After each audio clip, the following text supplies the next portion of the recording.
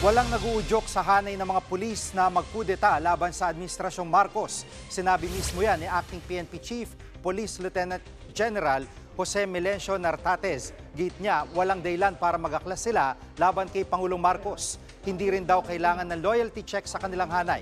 Naunang inamin ni AFP Chief of Staff General Romeo Browner na may ilang retirado opisyal na nangihikayat sa kanila para bawiin ang suporta sa Pangulo dahil sa isyu ng korupsyon sa gobyerno. Pero hindi raw sila nagpadala sa mga pangudyok na ito. What's the basis? We have a president that is a sitting president who won by majority votes. Siya na mismo ang nagsabi to put a stop of corruption, especially flooding that caused the flooding here in Metro Manila and nearby provinces, and even sa lahat.